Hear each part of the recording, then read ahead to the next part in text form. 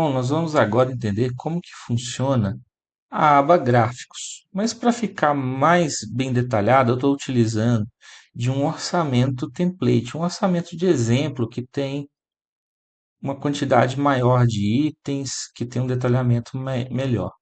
Então, esses itens, todos desse estudo, eles estão todos compostos, eu tenho uma composição unitária para cada item. E quando eu venho então na aba Gráficos, eu consigo ter acesso a diversas informações gráficas para me auxiliar na análise do meu orçamento e do meu planejamento. Os primeiros visuais são de análise de tarefas. Eu posso avaliar qual que é o custo total das minhas tarefas, elas estão ordenadas do maior custo total para o menor custo total. Aquelas que estão em laranja são do tipo indireto, e as que estão em azul são as tarefas diretas. Eu tenho também a análise do custo unitário para cada tarefa, do maior custo para o menor custo. Aqui no caso, mobilização, administração local tem um valor muito mais relevante do que os demais itens. O próximo visual é para quantidade por tarefa. Então, as tarefas que têm maior quantidade encabeçam em relação às que têm menor quantidade. E um gráfico bastante interessante, esse gráfico de dispersão da relação custo total, custo unitário e quantidade. No eixo X, eu tenho a relação do custo total e no eixo Y, a relação do custo unitário. E ainda o tamanho da bolinha, ele é proporcional à quantidade. Então, as tarefas que estão mais à direita são as tarefas que têm maior custo total. E quanto mais elas estão na parte superior do gráfico, elas têm também um custo unitário bastante relevante. Aquelas que são do tipo indireto ficam em laranja, e aquelas que são do tipo direto ficam também no padrão de cor azul. O próximo visual é um grupo de visuais para análise de recursos.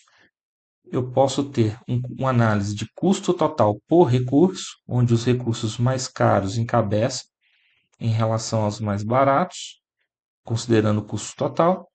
E eu também posso fazer uma análise do custo unitário por recurso. Para recursos, é possível fazer um filtro, onde eu posso considerar apenas uma categoria ou mais de uma categoria de recursos. Por exemplo, equipamentos pode ser filtrado. O mesmo vale também para o gráfico de custo unitário, onde eu tenho uma análise do visual filtrada para uma categoria, seja ela equipamento, pessoal, material ou do tipo custo. Aqui, quantidade do recurso, a relação custo unitário total e quantidade.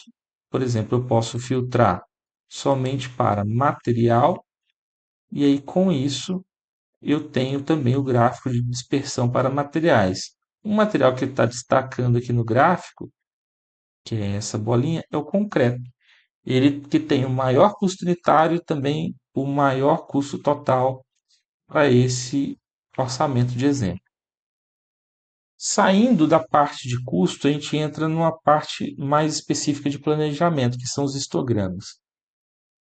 Os histogramas, eles possuem legendas dos recursos que foram atribuídos e eu posso ajustar a escala, seja ela em meses, quinzenas, semanas ou dias. Vou deixar aqui em semanas.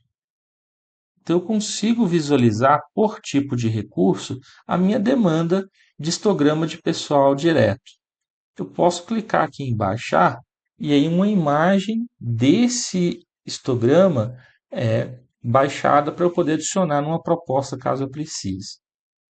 No caso agora, mais abaixo, histograma de equipamentos, é a mesma coisa, eu posso configurar, por exemplo, para ficar em semanas, e eu consigo ver todos os equipamentos que eu preciso.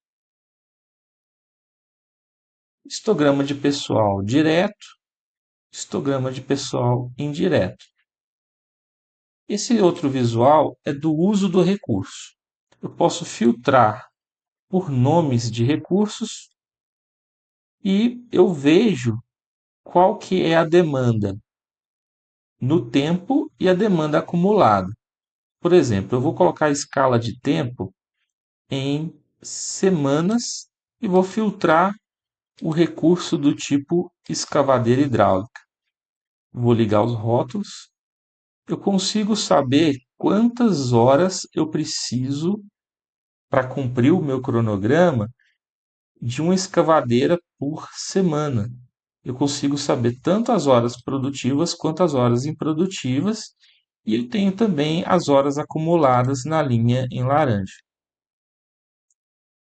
Cronograma. Eu posso visualizar o cronograma do meu projeto do tipo cronograma de linha de balanço. Vou ajustar a escala de tempo aqui para semanas e, ao colocar o mouse sobre uma linha que representa uma tarefa, eu tenho a informação da quantidade, do início, do término, da duração daquela tarefa especificamente. Quanto mais inclinada é a linha da tarefa, maior a duração que essa tarefa tem no projeto. E quanto mais verticalizada, mais curta é a duração. O eixo X são as datas e o eixo Y é o percentual de conclusão. Se eu selecionar uma data específica, eu consigo saber quais são as tarefas que estão interceptando aquela data que eu selecionei e os percentuais representativos naquela data que cada tarefa vai ter sido cumprida nesse cronograma. Mais abaixo eu tenho a curva S, que também pode ter a sua escala de tempo ajustada. Vou colocar aqui também em semanas. Posso ativar os rótulos e eu vejo duas linhas, porque são duas ponderações. Eu posso ter a ponderação tanto por custo quanto por duração. E a escala de tempo ajustada aqui em semanas, então eu consigo ver qual que é o percentual de evolução da obra que está sendo previsto ao longo do tempo. E a mesma coisa eu posso também baixar esse visual, assim como os demais visuais. Praticabilidade. Eu tenho a praticabilidade configurada. Se eu ligar aqui os rótulos, eu consigo saber quantos dias úteis e dias praticáveis que foram previstos para cada mês. E ainda uma curva com o percentual de praticabilidade de janeiro até dezembro. Esse gráfico ele dá a entender como que é o comportamento de perda por conta de chuvas e demais situações de impraticabilidade para um determinado projeto. E assim, né, foi apresentado então a aba gráficos.